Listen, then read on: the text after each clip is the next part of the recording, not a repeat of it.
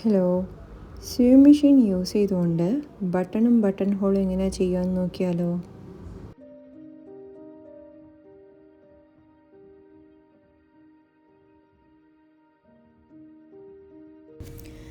അതിനുവേണ്ടി ഞാനിവിടെ യൂസ് ചെയ്യുന്ന മെഷീൻ ഉഷേൻ്റെ ജെനോമി ഡ്രീം സ്റ്റിച്ചാണേ.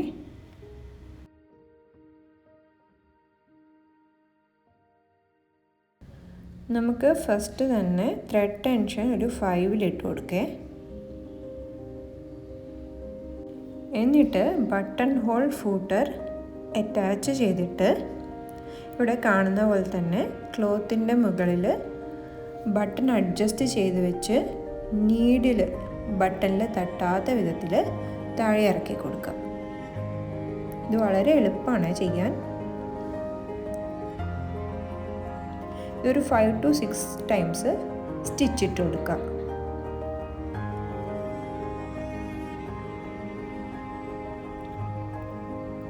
പിന്നീട് ഇത് ക്രോസ് ചെയ്ത് വെച്ച് ഒരു 5 to 6 ടൈംസ് വീണ്ടും സ്റ്റിച്ചിട്ട് കൊടുക്കുക.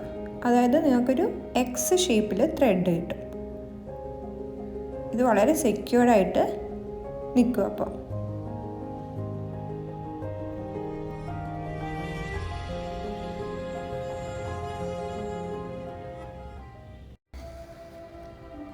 കണ്ടില്ലേ, ഇതുപോലെ നല്ല നീറ്റായിട്ട് കിട്ടുമേ. ബട്ടൺ ഒരു ക്രോസ് ഷേപ്പ് കണ്ടോ നിങ്ങൾ, അതുപോലെ ഇട്ട് കൊടുക്കണേ.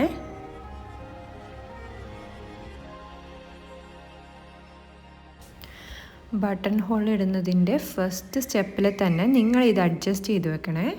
നമ്പർ 1 കേട്ടോ അഡ്ജസ്റ്റ് ചെയ്യേണ്ടത്. ഈ 3 സെക്ഷൻ എന്ന് പറയുന്നത് ബട്ടൺ ഹോളിൻ്റെ സെക്ഷനാണേ. ഇനി ഇതാണ് കേട്ടോ നമ്മുടെ ബട്ടൺ ഹോൾ ഫൂട്ടർ. ഇത് ഈ മെഷീൻ്റെ കൂടെ എനിക്ക് കിട്ടിയതാണ്. ഇത് ഞാൻ റിമൂവ് ചെയ്യുന്നത് ബട്ടൺ ഫൂട്ടറാണ്. ഇനി അത് റിമൂവ് ചെയ്തിട്ട് മറ്റേത് നമുക്ക് അറ്റാച്ച് ചെയ്ത് കൊടുക്കാം. ഈ ഫൂട്ടർ യൂസ് ചെയ്യാൻ ഭയങ്കര ഈസിയാണ്. ഇതിൻ്റെ റെഡ് മാർക്കിംഗ് കണ്ടോ നിങ്ങൾ, അതുകൊണ്ട് നമുക്ക് ബട്ടൺ ഹോളിൻ്റെ ലെങ്ത് ഒക്കെ മെഷർ ചെയ്യാം. ഇത് ഞാനിപ്പോൾ അറ്റാച്ച് ചെയ്ത് വെച്ച് കഴിഞ്ഞാൽ നിങ്ങൾ കണ്ടോ, അത് മൂവ് ചെയ്യുവേ. കണ്ടോ,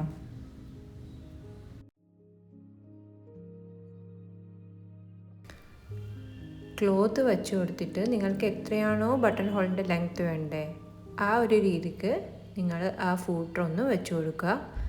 എന്നിട്ട് ഈ കാണുന്ന കണ്ടോ 1 ഇട്ട് കൊടുക്കുക. ഇനി നിങ്ങൾ നോർമലായി അടിക്കുന്ന പോലെ തന്നെ അടിച്ചു കൊടുക്കുക. സൂക്ഷിക്കേണ്ട എന്താ വെച്ച് കഴിഞ്ഞാൽ നിങ്ങൾ ഈ അടിച്ചു കൊടുക്കും തോറും തുണി ഒന്ന് മാറ്റി കൊടുക്കാൻ ശ്രമിക്കണേ, ഇല്ലെങ്കിൽ അത് അവിടെ ഇരുന്ന് അടിച്ചുകൊണ്ടേയിരിക്കും.